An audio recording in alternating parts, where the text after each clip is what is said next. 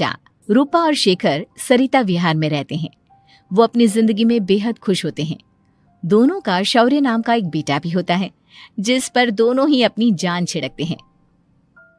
शेखर, अब तो आप शौर्य को अपनी गोद से नीचे उतार दीजिए, उसके सोने का टाइम हो रहा है। नहीं रूपा, इसे मेरे पास ही रहने दो प्लीज। मैं थोड़ी देर में इसे बिस्तर में सुला दूंगा। लेकिन कल सुबह आपकी ऑफिस में मीटिंग भी तो है ना, और इसके लिए आपको कल जल्दी भी तो निकलना होगा। जाइए, आप भी जाकर सो जाइए। क्या यार, अभी तो मेरी गोद में आया था मेरा बेटा और तुम उसे लेकर जा रही हो। बाद में कर लेना अपने बेटे से प्यार, अभी जाकर सो जाइए। रूपा शेखर से शौर्य को ले रही होती है कि तभी शौर्य रोने लगता है। शौर्य को रोता देखकर रूपा उसे फिर से शेखर को थमा देती है। आपका बेटा ना एक नंबर का नौटंकी है, बिल्कुल आप पर गया है वो। साफ बोलो ना, तुम्हें जलन होती है हम दोनों बाप बेटे का प्यार देखकर। पहले बड़ा तो होने दो तुम शौर्य को, फिर देखना वो सबसे ज्यादा मुझे ही प्यार करेगा। देखते हैं। ऐसे ही दिन बीतते चले जाते हैं और एक दिन कैंसर की बीमारी के चलते रूपा की मौत हो जाती है। अब शौर्य 3 साल का हो चुका होता है, जिसके कारण उसकी दादी शेखर पर दूसरी शादी का दबाव बनाने लगती है। शेखर, शौर्य अभी बहुत छोटा है और उसे इस समय एक माँ के प्यार की बहुत जरूरत है। माँ, मुझे दूसरी शादी नहीं करनी। क्या पता जो दूसरी औरत आएगी वो मेरे बेटे को एक माँ का प्यार दे या ना दे। तो रूपा की छोटी बहन वैशाली से ही शादी क्यों नहीं कर लेता? वो तो शौर्य को एक माँ का प्यार पूरा दे सकती है ना। मैंने कहा ना माँ, मुझे दूसरी शादी नहीं करनी, और अपनी ही पत्नी की बहन से तो हरगिज नहीं। ऊपर से अगर रूपा देख रही होगी तो वो क्या सोचेगी? अपने लिए ना सही, लेकिन तुझे शौर्य के लिए तो शादी करनी ही पड़ेगी ना बेटा। शेखर कुछ कहता उससे पहले ही अंजुमन उसे रूपा की कसम दे देती है, जिसके आगे मजबूर होकर शेखर शादी के लिए हामी भर देता है। देखो वैशाली, मैंने तुमसे शादी सिर्फ अपने बच्चे के लिए की है। मैं चाहता हूं कि तुम उसे एक माँ का भरपूर प्यार दो। शौर्य, आपके साथ साथ मेरा भी कुछ लगता है। अगर आप मुझसे शादी नहीं भी करते तब भी मेरा प्यार शौर्य के लिए कभी कम या ज्यादा नहीं होता।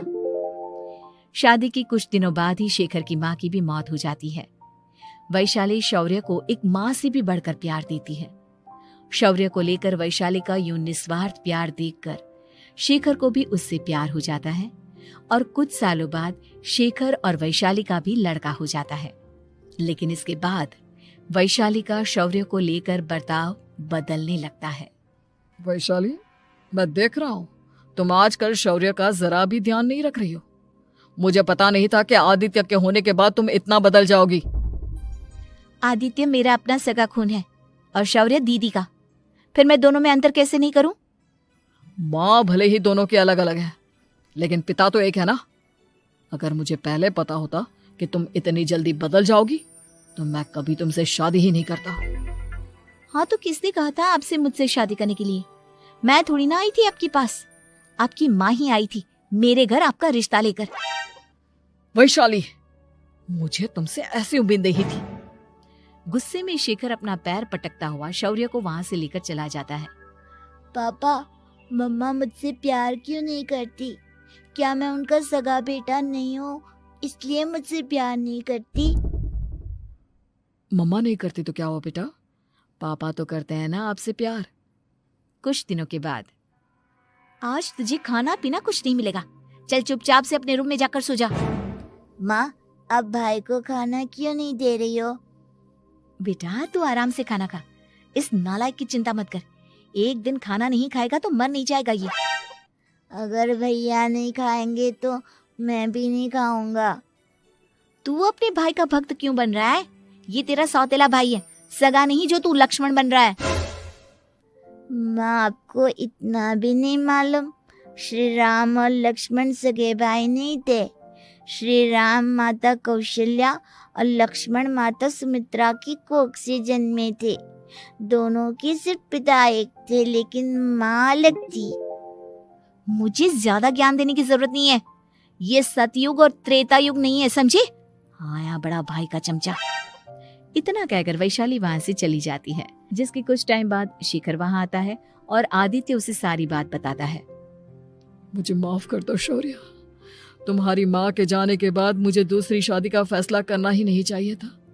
अगर मैं दूसरी शादी नहीं करता तो शायद आज तुम्हारी ये हालत ना होती।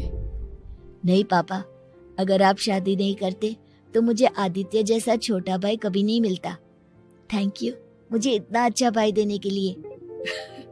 तुम दोनों हमेशा ऐसे ही साथ रहना, फिर कोई भी तुम दोनों का कुछ नहीं बिगाड़ पाएगा।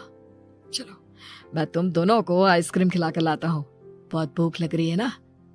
शिखर शौर्य और आदित्य को आइसक्रीम दिलाने लेकर जाता है। वो दोनों को पार्क में खड़ा करके आइसक्रीम लेने जा ही रहा होता है, तभी तेज रफ्तार से आती हुई एक गाड़ी उसे कुचल देती है और उसी पल शेखर की मौत हो जाती है, जिसके बाद शौर्य की जिंदगी नर्क से भी बदतर हो जाती है। सुन रहे चिरकुट, इस घर के किसी भी सामान को मेरी मर्जी के बगैर हाथ मत लगाना। इन सब पर अब तेरा कोई हक नहीं है, समझा? ठीक है माँ, मैं आपकी इजाजत के बगैर किसी चीज को हाथ नहीं लगाऊंगा। चल जाकर अब पूरे घर की सफाई कर। महज 7 साल का शौर्य वैशाली के कहने पर अपने नन्हे नन्हे हाथों से पूरे घर की सफाई करने लगता है। ऐसे ही दिन बीतने लगते हैं, लेकिन मासी से माँ बनी वैशाली को उस मासूम से बच्चे पर जरा भी तरस नहीं आता। क्यों शौर्य, ये घर में इतनी गंदगी कैसे हो रही है? ढंग से सफाई नहीं की है क्या तूने? माँ मैंने तो अच्छे से सफाई की थी, लेकिन आदित्य बार बार इधर उधर चलकर गंदा कर देता है। अच्छा, खुद से एक काम ढंग से नहीं होता और अपनी गलतियों का जिम्मेदार मेरे बेटे को ठहराता है। इतना कहकर वैशाली बांस का डंडा उठाकर शौर्य को जोर जोर से मारने लगती है। तभी वहां वैशाली के मायके वाले भी आ जाते हैं और उसकी सारी करतूतें देख लेते हैं। माँ मैं ऐसा क्या करूं जिससे आप मुझे भी आदित्य के जितना प्यार करोगी? बोलिए ना माँ, मेरे क्या करने से आपके अंदर मेरे लिए ममता जागेगी? वैशाली शौर्य की एक नहीं सुनती, उसके ऊपर डंडे बरसाती जाती है। हद पार होते देख वैशाली की माँ उसका हाथ पकड़ती है और जोर से उसे थप्पड़ मारती है। यही सब करने के लिए तूने दामाद जी से शादी की थी? हमने सपने में भी तुझसे ऐसी हरकत की उम्मीद नहीं की थी। तू माँ नहीं, माँ के नाम पर एक धब्बा है। बस कीजिए माँ, आदित्य के इस दुनिया में आने से पहले मैंने इसे बहुत प्यार किया था, लेकिन अब जब मेरी खुद की औलाद है तो मैं किसी और के बच्चे से प्यार क्यों करूं? अरे नालायक औरत, जिसे तू किसी और का बच्चा कह रही है वो तेरी खुद की सगी बहन का बच्चा है। बहन है तो क्या हुआ, मेरे अपने बच्चे से बढ़कर तो नहीं हो सकता ना ये कभी। अगर यही बात थी तो तू हमें पहले बता देती, हम शौर्य को अपने साथ ले जाते। उसे इस तरह प्रताड़ित करने की क्या जरूरत थी? अगर आपको लेकर जाना है ना तो ले जाइए इसे, मैं नहीं रोकूंगी। नहीं माँ, मुझे कहीं नहीं जाना, मुझे आपके साथ ही रहना है। मैं तेरी कोई माँ बाबा नहीं हूँ, तेरी माँ मर चुकी है, समझा? अब निकल जा मेरे घर से। माँ आप बहुत गंदी हो, मुझे भी नहीं रहना आपके साथ, मैं भी भाई के साथ ही जाऊंगा। अरे तू क्यों जाएगा, तू तो मेरा सगा बेटा है, जाने दे इसे। हम यहाँ ऐश से रहेंगे, तुम्हारे पापा बहुत सारी जमीन जायदाद छोड़ गए हैं तुम्हारे लिए। नहीं माँ, मुझे भाई के साथ जाना है। आप अच्छी नहीं हो, आप बहुत बुरी हो, आप भाई को बहुत परेशान करती हो। देख वैशाली, तुझसे ज्यादा समझ तो इस मासूम बच्चे में है। ये तेरे बुरे कर्मों का ही नतीजा है जो आज तेरी सगी औलाद खुद से तुझे ठुकरा रही है। आदित्य, तुझे इस शौर्य ने भड़काया है ना मेरे खिलाफ? नहीं माँ, मुझे किसी ने भड़काया नहीं, पर मैं सब देखता हूँ, सब समझता हूँ।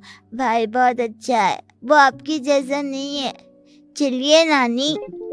इतना कहकर वैशाली के मायके वाले आदित्य और शौर्य को अपने साथ ले जाते हैं और इस तरह वैशाली बड़े से घर में अकेली पड़ जाती है। 2 बेटों के होते हुए भी आज उसे माँ कहकर बुलाने वाला कोई नहीं होता।